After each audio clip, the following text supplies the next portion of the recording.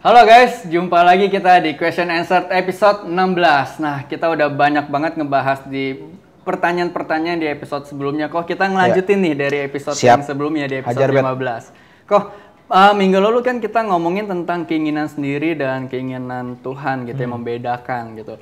Hari ini kita bahas lebih dalam tentang pencobaan.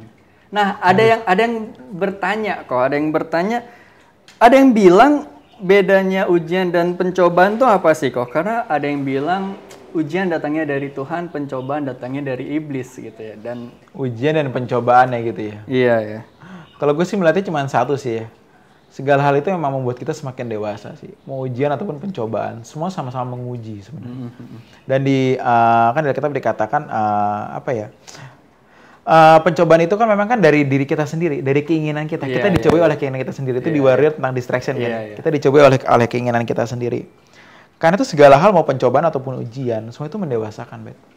Apapun istilah itu ya, itu semua mendewasakan.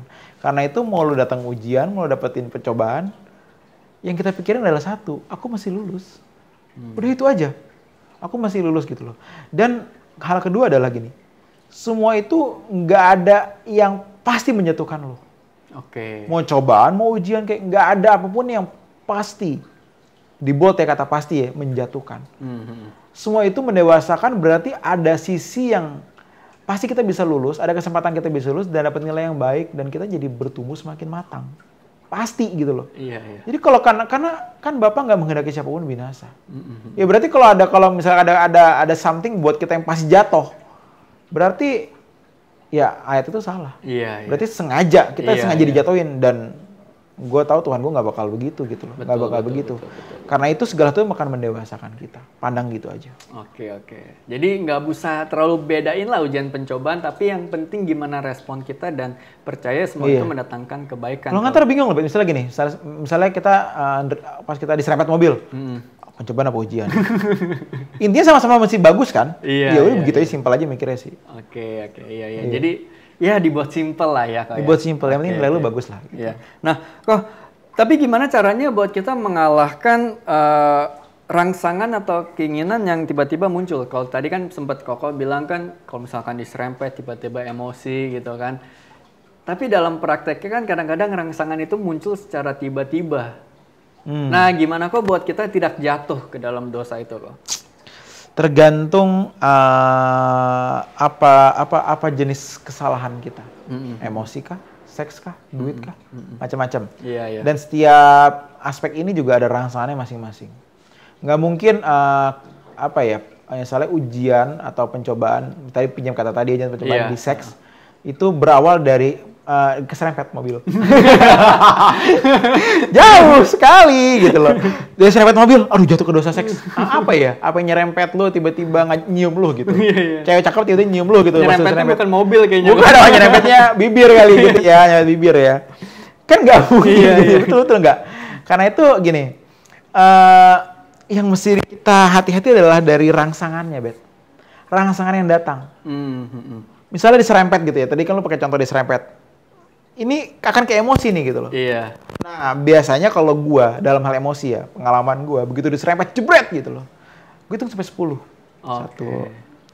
Beda kalau sampai 10, monyet gitu. Beda kalau sampai 10. Kenapa nih, Pak? Karena emosi lu kan naik ke atas kan. Iya. Orang kan kadang begitu naik langsung pengen diluapin, nggak boleh. Turun dulu. Coba hitung sampai 20. Sejam coba, tidur lu ntar. Lupa. Pak. Diketok gitu. Ileran gitu. Enggak begitu turun gitu.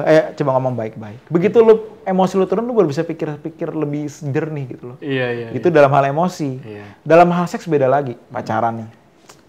Pacaran gitu loh. Lu tahu nih, begitu lagi berdoa nonton nge-Netflix. Sedangkan sekarang istilah begitu kan. Ayo nonton nih, kita nonton Netflix. Itu kan sebenarnya banyak kode. Iya kan, soalnya gue di TikTok gitu banyak banget ya. Kalau ngajak Netflix berarti ngajaknya macam-macam. Oke. Nggak semua sih, tapi karena di TikTok gue ngikutin begitu. Karena itu istilahnya kalau orang barat di dunia barat tuh Netflix and chill. Netflix and chill gitu. Ada Netflixnya kenapa? Karena dari nonton akan berlanjut gitu loh. Misalnya gini, wah kalau nonton gue bakal jatuh nih. Berarti ya udah gue nggak usah nonton Netflix. Ini kan kita nonton True ID. Lu nonton True ID terus jatuh gitu. Lu punya nyali banget kan. Lu nonton True ID terus jatuh. Lu punya nyali banget kan. Nggak kebayang gila tuh sih. Lagi depan Pak Eras gitu ngomong, Anda harus bertobat. Lu takut gitu lu parno. True ID dan aduh. Iya. Makanya mendingan kalau menurut gue jangan. Rangsangan itu jangan lu masukin. Betul. Berhati-hati sama rangsangan. Lu tahu bakal begini, lu jangan sosok, wah kita nonton Netflix, gue pasti bertahan. Mendingan daripada lu itu resikonya kekekalan gitu loh ya, daripada main kekekalan dan bukan kekekalan doang, kedua resikonya adalah lu menciptakan keturunan baru gitu loh. Ini resiko banget nih. Betul. Ini sangat rumit gitu loh. Kita one day mesti bahas ini, seru juga sih buat anak muda ya. Bener. Mendingan lu jangan sentuh itu. Jadi rangsangannya lu hati-hati di situ. Jadi itu seperti kayak mencobai diri sendiri sebenarnya kok ya. Iya gak sih? Iya, itu mendatangkan pencobaan buat diri sendiri kan gitu ya. Gue mau ujian kayak orang mau ambil TOEFL tuh kalau. Kan ambil TOEFL kan bisa enggak kan, enggak harus kan. Tapi kadang-kadang orang kan ambil TOEFL, gue mesti ambil, kan ada ujian, lu jadi membuat diri lu masuk ke dalam pencobaan gitu. Ujian itu mesti belajar, ada nilai standarnya lah gitu. Sama kayak begini, tapi TOEFL bener bagus. Yang ini nggak boleh. Dan nanti malah nyalainnya iblis, lebih parah lagi nyalainnya Tuhan. Gitu ya, Tuhan engkau jahat ya, katakan. Lu yang nonton Netflix ngapa jadi gua gitu loh. Oke kok. Tapi gimana caranya kalau misalkan Ko Evan pernah sharing gitu ya, pernah bawain ini, ada satu kalimat yang pernah Ko bawain di sesi Warrior gitu. Menghindarlah selagi kita bisa menghindar. Oh iya betul. Ya kan? Iya. Tapi masalahnya kok kadang-kadang ada nih keinginan buat menghindar gitu kan.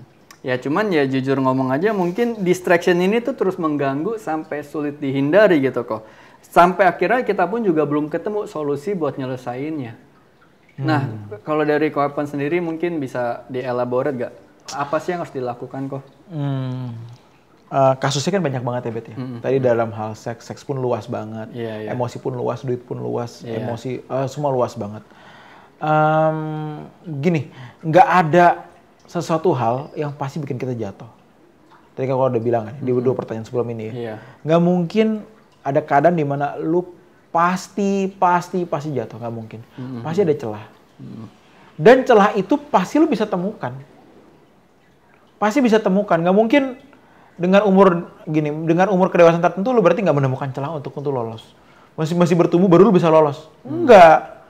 Loloslah dengan kedewasaan lu hari itu. Tapi pasti menyenangkan Bapa. Hidup kita harus kudus nih. Harus berkenan nih. Dalam segala hal harus benar dong. Karena itu kita harus bisa lulus dalam segala hal dengan kedewasaan kita masing-masing. Misalkan pakai James lagi deh, anak gue deh paling enak deh. Misalnya James nih umur 2 tahun, kan refleksnya belum bagus ya. Gue sabit bola gitu.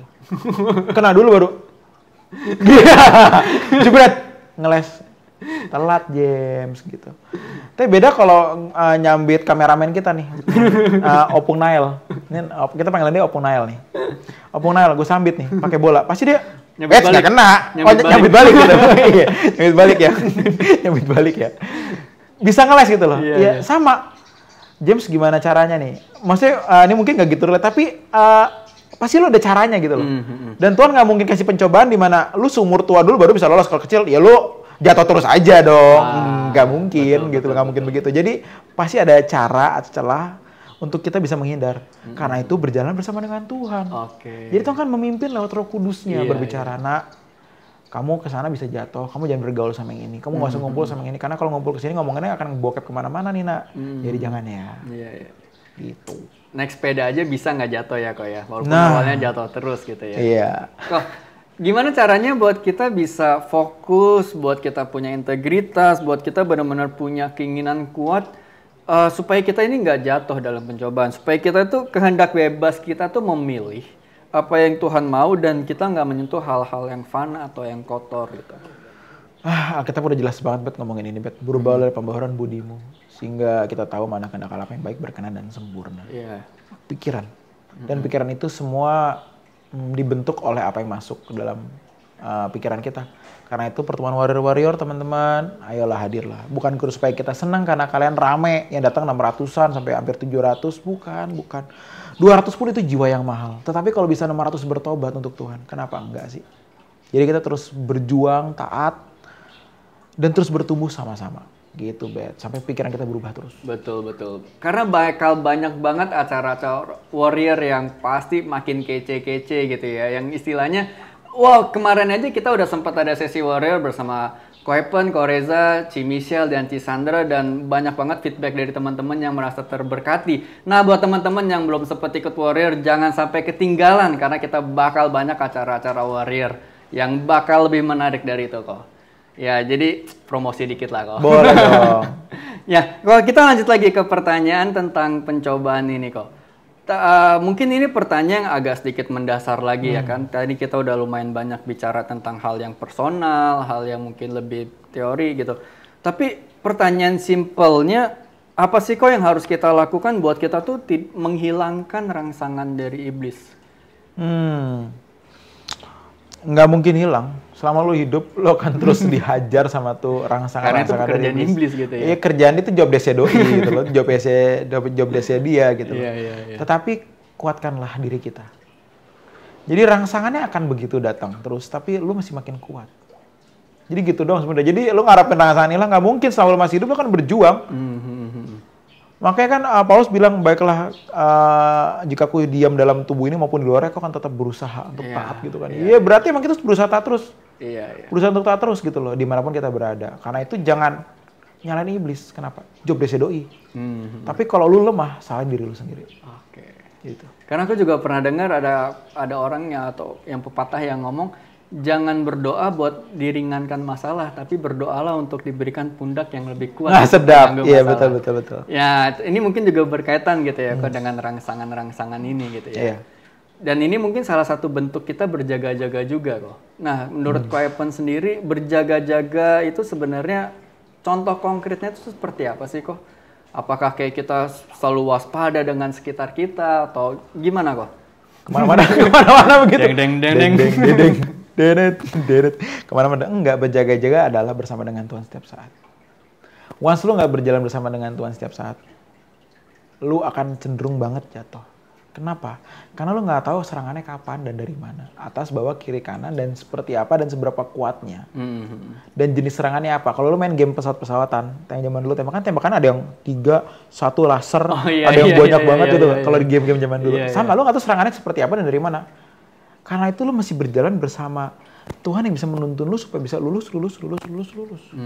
Itu berjaga-jaga adalah berjalan bersama dengan Tuhan. Ini bagusnya tema warrior, one day bagusnya. Berjaga-jaga artinya adalah berjalan bersama dengan Tuhan. Iya.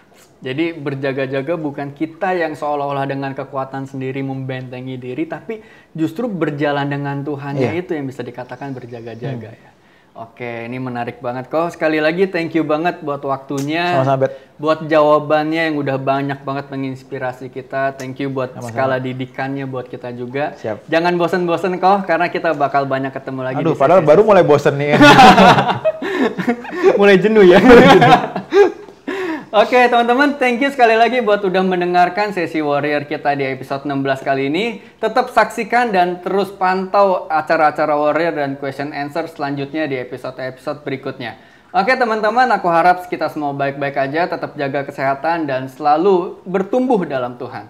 See you and God bless.